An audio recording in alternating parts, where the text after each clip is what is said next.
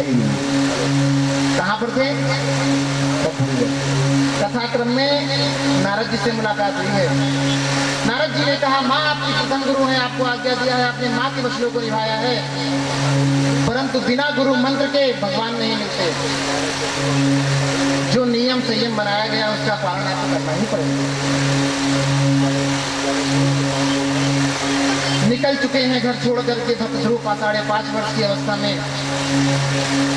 नारद जी के आदेशानुसार नारद जी को गुरु बनाया है। नारद जी ने मंत्र दिया, 12 अक्षर मंत्र, जिसके भी आपने बहुत इसके गुण महिमा सुनी है। ओम नमो भगवते वासुदेवाय। यह 12 अक्षर मंत्र कोई साधारण मंत्र नहीं है।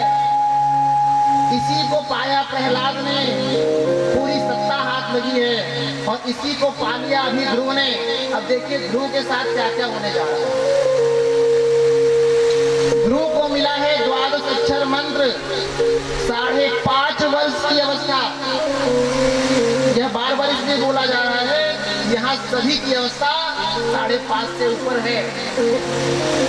तो थोड़ा हम लोग अपने आप को जो शास्त्रों में, ग्रंथों में है, जो समझाया गया है, तब नहीं समझे, जरा अब इसको समझते हैं कि कैसे हम आगे परिपक्वता की ओर बढ़ जाएं।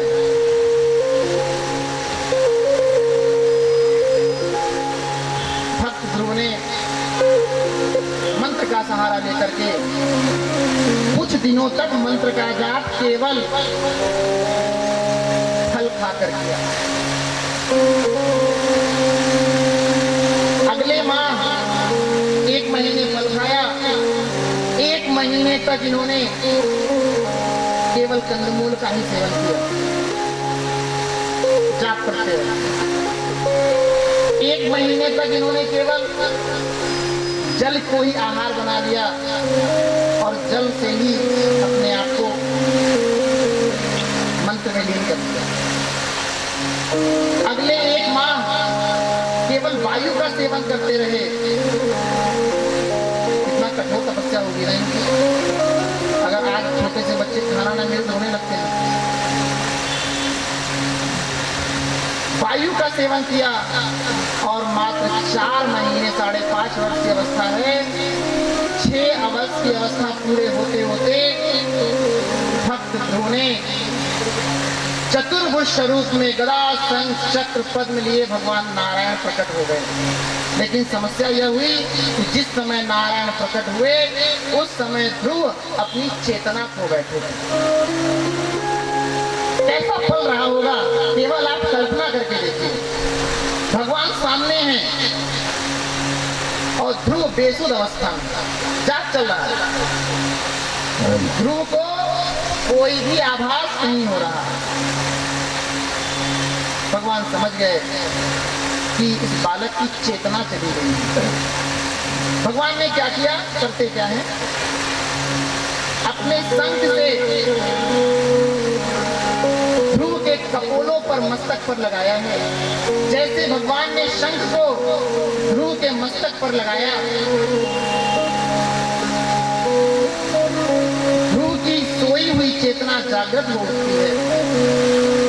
और अवस्था बिल्कुल वही थी कि जैसे आप यहाँ पर हैं, एक होता है किसी के आने की सूचना है और एक ऐसे हैं जिसके आने की सूचना ना हो फिर भी वो आएगा। जैसे आप बहुत दूर हैं, पढ़ाई कर रहे हैं और ये कल्पना ही नहीं कर सकते कि मेरे पिता यहाँ पर आ सकते हैं, और अचानक आपके पिता वहाँ पर उपस्थित हो जाते हैं, तो आपके लिए बहुत ही संवेदनशील पलवा होगा। उस क्षण का आप किसी धन में गिनती कर ही नहीं सकते। वह एकदम से अशून्य है। यही स्थिति भक्त ध्रुव की होती है। भक्त ध्रुव भगवान के नतमस्तक होकर चरणों में साष्टांग प्रणाम करते हैं। ध्रुव से कहते हैं, तुमने इतनी कठोर तपस्या को इतने कम समय में क्यों किया और तुम चाहते क्या हो? भगवान से कहते क्या है कि मुझको आपकी गोद में बैठना है। क्या भाव है। अगर आपके सामने भगवान आ जाए तो आप क्या कहते हैं? आप तो ऐसे भी कहते हैं, नहीं मांगते धन और दौलत ना चांदी ना सोना। इसके बाद फिर शुरू हो जाते हैं। भगवान का हाल कोई नहीं पूछता। हाँ, सीधा भगवान हमको ये चाहिए वो चाहिए, वो पड़ोसों को बताती है। तो भगवान को ही मांग लिया। जब आप भगवान को मांग लेंगे तो आपको कुछ और मांगने की आवश्यकता ही नहीं पड़ेगी। भक्त ध्रुव को भगवान ने अपने गोद में बिठाया है, कहा तुम्हें गोद में ही बैठना है, बैठो, परंतु तुम्हारे निश्चल भाव से, तुम्हारे प्रेम से मैं प्रसन्न होकर के तुमको आज ब्रह्मांड की वो सत्ता सौंपने जा रहा हूँ जो कभी प्रलय काल में नष्ट ही नहीं होगी। ध्यान रखिएगा, प्रत्येक सनातनी को एक बात मालूम होनी चाहिए, पूरे विश्व में विश्वनाथ मंदिर, पूरे विश्व में विश्वनाथ मंदिर प्रलय काल में भी बिल्कुल वैसे ही रहेगा, क्योंकि भगवान शंकर की वो नगरी है, वह दिव्य अलौकिक है। आस्ताइयों ने बहुत प्रयास किए होंगे परंतु कोई बाल बांका ना कर पाया। अभी भी बहुत सारे प्रमाण मिलते चले जा रहे हैं, मगर जो भगवान शिव की सत्ता है, जो सर्वेश्वर प्रभु की सत्ता है, इसे कौन मिला सकता है? तो इस सत्ता को, एक तो सत्ता भगवान की विश्वनाथ नगरी है और दूसरी सत्ता जो भगवान ने भक्त ध्रुव को दी। ध्रुव को क्या प्रदान किया है आप सुनिए। कहा इस पूरे ब्रह्मांड में जितने भी ज्योति चक्र हैं, जितने चक्रों से ऊष्माएं निकलती हैं, वो सब तुम एक ब्रह्मांड में रहोगे और तुम्हारे इर्द गिर्द सब चक्कर लगाते रहेंगे। जितने नक्षत्र हैं, जितने खगोलीय पिंड हैं, यह सब तुम्हारे इर्द गिर्द चक्कर लगाते हैं। अर्थात कहने का यह है, जिसको आप ध्रुव तारा कहते हैं, जो कभी नष्ट नहीं होने वाला, वह भक्त ध्रुव ही है। जो आज आप कभी कभी चमकता हुआ तारा जिसको आप देखते हैं ना, उसको प्रणाम किया करिए, उसको अर्घ दिया करिए, उनसे प्रार्थना किया करिए कि हे ध्रुव तारा, जिस प्रकार से आपको नारायण की भक्ति प्रदान हुई है, कृपा करके मुझ पर भी कृपा कीजिए और अर्घ को स्वीकार कीजिए और मुझको भी यह क्षमता दीजिए कि मैं भी नारायण की भक्ति रहस्य में रह करके कर पाऊं। ऐसे हैं भक्त जिनको पूरी ब्रह्मांड की अलौकिक सत्ता मिल गई, जो कभी भी नष्ट नहीं होती।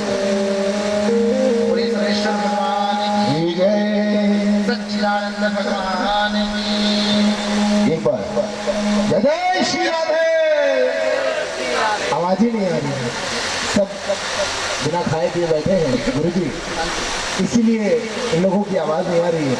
तो थोड़ा सा जल पिलवा दीजिए इन लोगों को। भाई जितने भी यहाँ पे कार्यकारिणी सदस्य हैं, जितने भी कार्यकर्ता हैं, कृपा करके सभी तक, क्योंकि यह अगर यहाँ से उठ के जाएंगे तो हो सकता है कथा में बाधा उत्पन्न हो।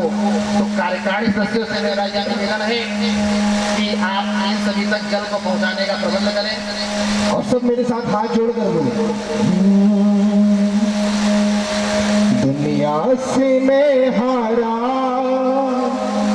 तो आया तेरे पास। हमारे साउंड वाले भैया थोड़ा सा इको डाल दें इसमें, साउंड वाले भैया जी पूरे पूरे हाथ उठाकर। ये भजन किसने सुना है? जिसने सुना है एक बार पूरे पूरे हाथ। हमारे कान्हा जी इतना प्यारा रूप लेकर बैठे हैं, थोड़ा सा इको डाल के आवाज बढ़ा दो इसकी, हरा वाला, हरा हरा से पूरे पूरे हाथ ऊपर उठा के।